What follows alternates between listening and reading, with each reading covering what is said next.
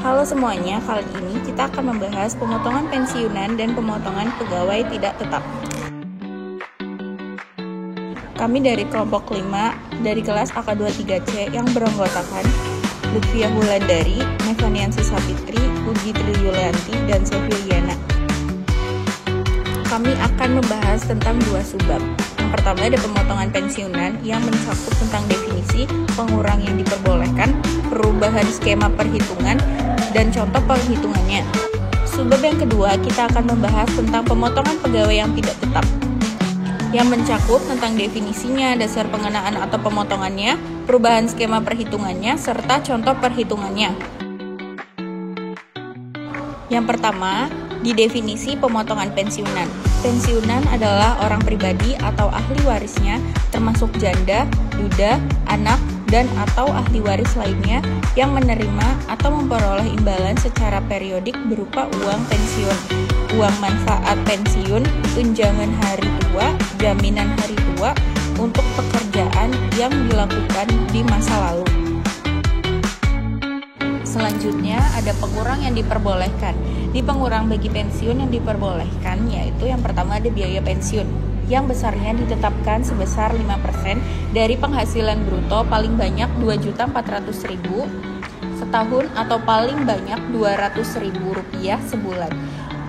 Ada zakat juga atau sumbangan keagamaan yang sifatnya wajib bagi pemeluk agama yang diakui di Indonesia yang dibayarkan melalui pembayar uang pensiun berkala kepada Badan Amil Zakat, Lembaga Amil Zakat, dan lembaga keagamaan yang dibentuk atau disahkan oleh pemerintah. Selanjutnya, dalam hal pensiunan, menerima atau memperoleh penghasilan lebih dari satu dana pensiun atau badan lain yang membayarkan uang pensiun, biaya pensiun dihitung pada masing-masing dana pensiun atau badan lain yang membayarkan uang pensiun. Perubahan skema perhitungan. Seperti halnya pegawai tetap, pajak perubahan skema perhitungan pajak penghasilan atau PPh pasal 21 bagi pensiun sebagaimana dimaksud dalam Peraturan Pemerintah Nomor 58 Tahun 2023 dan Peraturan Menteri Keuangan Nomor 168 Tahun 2023 dengan rincian sebagai berikut. Di pengaturan lamanya, di setiap masa kecuali masa pajak terakhirnya, penghasilan bruto sebulan dikurangi biaya pensiun disetahunkan dikurangi PTKP dikali tarif pasal 17 dibagi sama 12. Lalu di bagian masa pajak terakhirnya yaitu PPh pasal 21 setahun sama dengan penghasilan bruto setahun dikurangi biaya pensiun dikurangi PTKP dikali tarif pasal 17. PPh pasal 21 masa pajak terakhir sama dengan PPh pasal 21 setahun dikurangi PPh pasal 21 yang telah dipotong selain masa pajak terakhir. Selanjutnya di bagian pengaturan baru, setiap masa kecuali masa pajak terakhirnya, penghasilan bruto sebulan dikali ter bulan. Pada bagian masa pajak terakhir, PPh pasal 21 setahun sama dengan penghasilan bruto setahun dikurangi biaya pensiun dikurangi zakat atau sumbangan keagamaan wajib yang dibayar melalui pemberi kerja dikurangi PTKP dikali oleh tarif pasal 17-nya. Lalu PPh pasal 21 masa pajak terakhir sama dengan PPh pasal 21 setahun dikurangi PPh pasal 21 yang telah dipotong selain masa pajak terakhir. Selanjutnya ada contoh perhitungan. Penghitungan PPh pasal 21 atas penghasilan berupa uang pensiun yang diterima atau diperoleh secara berkala. Tuan J mulai bekerja sebagai pegawai tetap pada PT Ki sejak tahun 2011. Tuan J berstatus menikah dan memiliki 2 orang anak. Pada tanggal 1 Januari 2024, Tuan J memasuki masa pensiun dan menerima atau memperoleh uang pensiun dari dana pensiun sebesar 6.300.000. Berdasarkan status penghasilan tidak kena pajak, Tuan J K/2 besarnya pemotongan PPh pasal 21 atas penghasilan yang diterima atau diperoleh Tuan J dihitung berdasarkan tarif efektif bulanan kategori B sebesar 0,25%. Penghitungan PPh pasal 21 terutang atas uang pensiun selama 2024 sebagai berikut. Penghitungan PPh pasal 21 pada setiap masa pajak selain masa pajak terakhir. Bulan Januari uang pensiunnya adalah 6.300.000 dan terbulanan kategori B yaitu 0,25% dan PPh 21-nya adalah 15.750. Begitu juga dengan bulan Desember yaitu 6.300.000 yang mana jumlahnya 75.600.000 dan jumlah dari PPh pasal 21-nya adalah 173.250.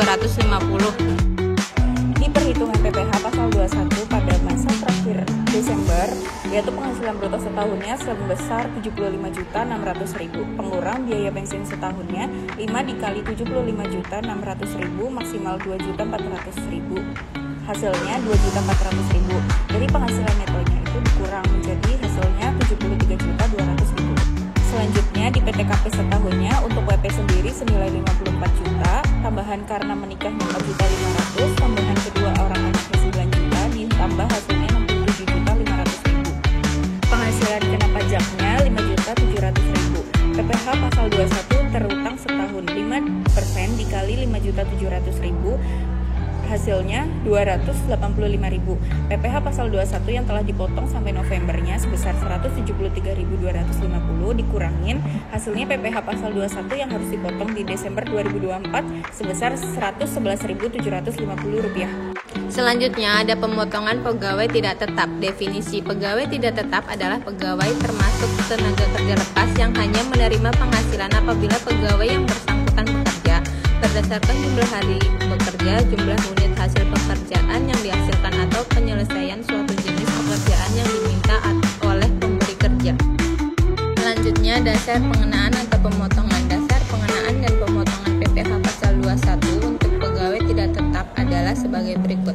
Dalam hal penghasilan tidak dibayar secara bulanan dengan jumlah sampai dengan Rp2.500.000 sehari sebesar yaitu penghasilan bruto sehari dalam hal penghasilan diterima atau diperoleh harian atau yang kedua, rata-rata penghasilan bruto sehari dalam hal penghasilan diterima atau diperoleh selain harian, yaitu dalam hal penghasilan tidak dibayar secara bulanan dengan jumlah lebih dari Rp2.500.000 sehari sebesar 50% dari jumlah penghasilan bruto. Selanjutnya, dalam hal penghasilan bruto dibayar secara bulanan sebesar jumlah penghasilan bruto. Selanjutnya ada perubahan skema penghitungan mengacu kepada Peraturan Pemerintah Nomor 58 Tahun 2023 dan Peraturan Menteri Keuangan Nomor 168 Tahun 2023. Terdapat perubahan skema penghitungan PPh pasal 21 bagi pegawai tidak tetap dengan rincian sebagai berikut. Tarif pegawai tidak tetap ketentuan lama penghasilan bruto kurang dari sama dengan 450 per hari tidak dipotong. Lebih dari 450.000 per hari sampai dengan kurang dari sama dengan 4,5 juta per bulan, tarifnya 5% dikali penghasilan bruto dikurangi 450.000. Lebih dari 4,5 juta per bulan sampai dengan kurang dari sama dengan 10,2 juta per bulan, tarifnya 5 dikali penghasilan bruto dikurangi PTKP sehari. Lebih dari 10,2 juta per bulan, tarif pasal 17 dikali penghasilan bruto disetahunkan dikurangi oleh PTKP. Dibayar bulanan, tarif pasal 17 dikali penghasilan bruto dikurangi PTKP. Selanjutnya, di tarif pegawai tidak tetap yang ketentuan barunya di penghasilan bruto 0 sampai 2,5 juta per harinya, tarif harian dikali penghasilan bruto sehari. Lebih dari 2,5 juta per hari, tarif pasal 17 dikali 50% dikali penghasilan bruto. Dibayar bulanan, bulanan dikali penghasilan bruto bulanannya. Selanjutnya contoh penghitungan. Penghitungan PPh pasal 21 atau pegawai tidak tetap yang menerima atau memperoleh upah kurang dari sama dengan 2,5 juta per hari. Tuanka bekerja di PTP pada bulan Januari 2024. Tuanka melakukan pekerjaan perakitan jam tangan selama 20 hari dan menerima atau memperoleh penghasilan yang dibayarkan secara per hari sebesar 500.000 per hari. Berdasarkan jumlah penghasilan bruto sehari sebesar 500.000, besarnya PPh pasal 21 terutang atas penghasilan yang diterima atau diperoleh Tuan K dalam sehari dihitung berdasarkan tarif efektif seharian yaitu sebesar 0,5%. Besarnya pemotongan PPh pasal 21 atas penghasilan yang diterima atau diperoleh Tuan K per hari sebesar 0,5% dikali 500.000 sama dengan Rp2.500. Catatan 1. PTP memotong PPh pasal 21 Tuan K dan membuat 20 bukti pemotongan PPh pasal 21 untuk Tuan K. Kedua, PPh pasal 21 yang telah dipotong oleh PTP merupakan kredit pajak dalam surat pemberitahuan SPT tahunan PPh tahun pajak 2024 Tuan K. Penghitungan PPh pasal 21 atau pegawai tidak tetap yang menerima atau memperoleh upah borongan dengan jumlah penghasilan bruto kurang dari sama dengan 2,5 juta per hari. Tuan L bekerja pada PTO pada bulan Juni 2024. Tuan L melakukan pekerjaan perakitan bingkai foto selama 10 hari. Atas penyelesaiannya pekerjaan tersebut, Tuan L menerima atau memperoleh penghasilan sebesar 4,5 juta. Rata-rata jumlah penghasilan bruto sehari yang diterima atau diperoleh Tuan L bekerja pekerjaan pemasang bingkai yaitu sebesar 4,5 juta dibagi 10 sampai 450.000 berdasarkan rata-rata jumlah penghasilan bruto sehari sebesar 450.000. Besarnya PPh pasal 21 terutang atas penghasilan yang diterima atau diperoleh Tuan L dalam sehari dihitung berdasarkan tarif efektif harian sebesar 0%. Besarnya pemotongan PPh pasal 21 atas penghasilan yang diterima atau diperoleh Tuan L per hari sebesar 0% dikali 450.000 sampai 0 rupiah.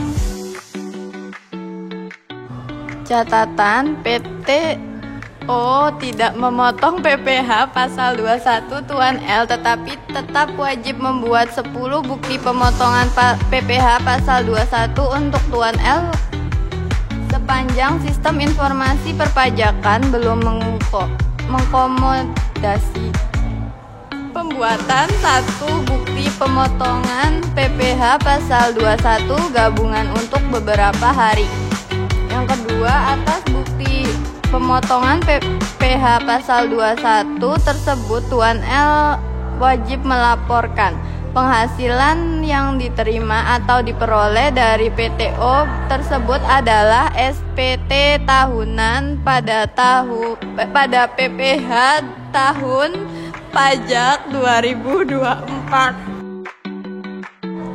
Penghitungan PPh pasal 21 atas pegawai tidak tetap yang menerima atau memperoleh upah satuan dengan jumlah penghasilan bruto kurang lebih dari 2,5 juta per hari. Tuan M bekerja pada PTN. Tuan M menerima atau memperoleh penghasilan harian berdasarkan jumlah unit TV yang diperbaiki yang dengan besaran penghasilan yang dibayarkan adalah sebesar 300.000 per unit TV. Tuan M menyelesaikan perbaikan TV sebanyak 10 buah dalam sehari dan menerima atau memperoleh penghasilan sebesar 3 juta rupiah. Penghitungan PPh pasal 21 atas penghasilan yang diterima atau diperoleh Tuan M sebagai berikut berdasarkan jumlah penghasilan bruto sehari sebesar 3 juta rupiah.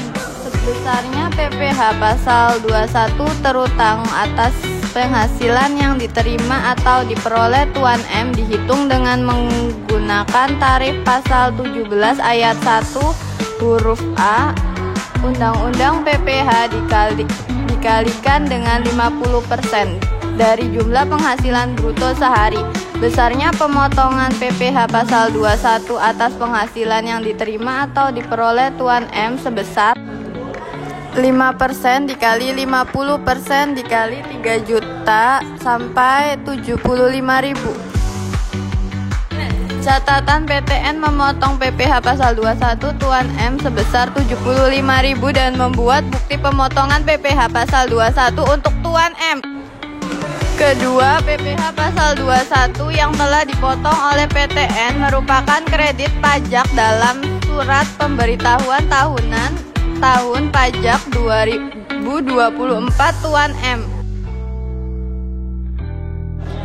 Selanjutnya ada penghitungan PPh pasal 21 atas pegawai tidak tetap yang menerima atau memperoleh upah borongan dengan jumlah penghasilan bruto lebih dari 2,5 juta per hari, di mana Tuan Z bekerja pada PTA. Tuan Z melakukan pekerjaan pengecekan material selama 5 hari. Atas penyelesaian pekerjaan tersebut, Tuan Z menerima atau memperoleh penghasilan sebesar 15 juta. Penghitungan PPh pasal 21 atas penghasilan yang diterima atau diperoleh Tuan Z sebagai berikut. Yang pertama, rata-rata jumlah penghasilan bruto sehari yang diterima atau diperoleh Tuan Z sebesar 15 juta dibagi 5 sama dengan 3 juta. Berdasarkan rata-rata jumlah penghasilan bruto sehari sebesar 3 juta rupiah, besar PPh pasal 21 terutang atas penghasilan yang diterima atau diperoleh Tuan Z dihitung dengan menggunakan tarif pasal 17 ayat 1. UU PPh dikalikan dengan 50% dari rata-rata jumlah penghasilan bruto sehari. Besarnya pemotongan PPh pasal 21 atas penghasilan yang diterima atau diperoleh Tuan Z per hari sebesar 5% dikali 50% dikali 3 juta, yaitu 75.000. Catatan yang pertama, PTA memotong PPh pasal 21 Tuan Z dan membuat 5 bukti pemotongan PPh pasal 21 untuk Tuan Z sepanjang sistem informasi perpajakan belum mengakomodasi pembuatan 1 bukti pemotongan PPh pasal 21 gabungan untuk beberapa hari. Yang kedua, PPh pasal 21 yang telah dipotong oleh PTA sebesar 375.000 merupakan kredit pajak dalam surat pemberitahuan tahunan tahun pajak 2004 Tuan Z. Penghitungan PPh pasal 21 atas pegawai tidak tetap yang menerima atau memperoleh penghasilan yang diterima atau diperoleh secara bulanan, di mana Tuan N bekerja sebagai pemetik teh pada perkebunan milik PTM. Tuan N berstatus tidak menikah dan tidak memiliki tanggungan. Tuan N menerima atau memperoleh penghasilan yang dibayarkan secara bulanan berdasarkan hasil panen yang diperolehnya selama tahun 2004. Tuan N menerima atau memperoleh penghasilan sebagai berikut, di mana bulan Januari penghasilannya 4 juta dan di akhir bulan Desember itu penghasilannya 8 juta. Total keseluruhan dari bulan Januari sampai bulan Desember yaitu 73 juta.